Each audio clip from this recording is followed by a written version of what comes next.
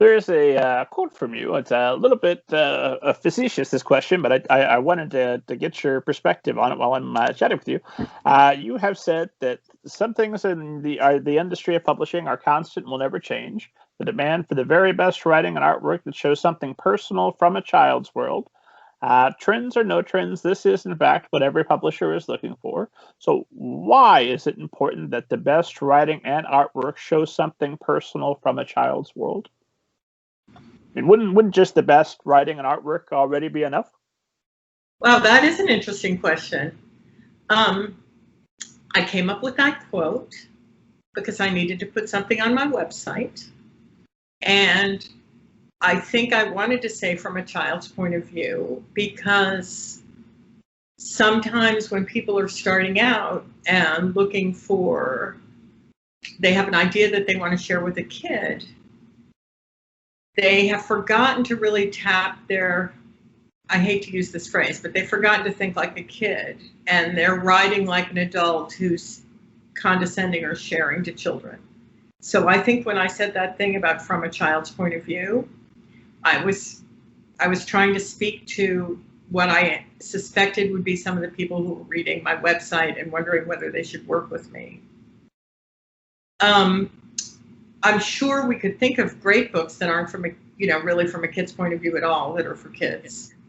But when I think of the ones that I read over and over, it was always because there was a kid I related to in some way and I liked. And whether I realized it or not, I was projecting myself into them. And I understood how they felt. And I wanted to, hear how it came out. I'm not even sure Dr. Seuss, there's an illustration like One Fish, Two Fish. That was one of my favorite books as a kid. Is that really, does it have a kid and a kid's point of view in it? Not really. But it certainly knows what kids think is funny or interesting.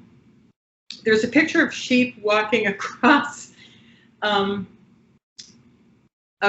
landscape at night that I would suspect I must have spent, 50 hours staring at when I was like 2 and 3 years old. I was really haunted by it. So, yeah, I hope that answers your question. I think that it does. How do you maintain a child's perspective when you're editing middle grade fiction and make sure that you're staying within the realm of what would be ideal for kids?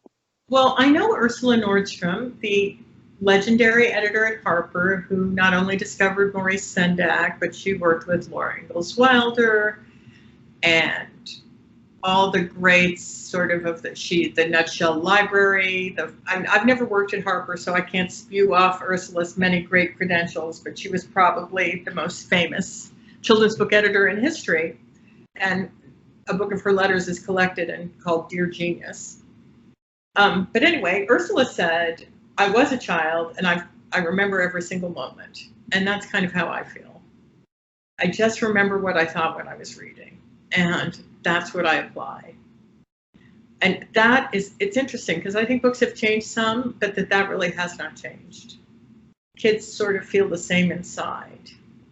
They still want to see themselves. They still want a story that they care about and that's interesting to them. They don't like, the thing that never works is that thing that somebody thinks is going to touch all the hot points and they shove it into a formula and put it out there, and kids just roll their eyes at that. They know that somebody's trying to reach them. And we turn things down that have,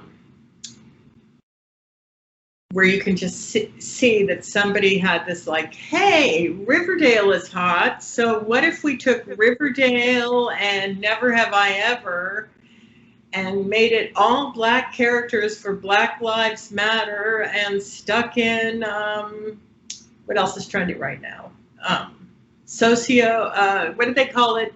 It's emotional learning or something, and put in EQ, and they'll all be wearing masks, and you get that, and you're like, a kid would look, give me a break. We get submissions like that all the time. The formulaic, this will appeal to a child, never works.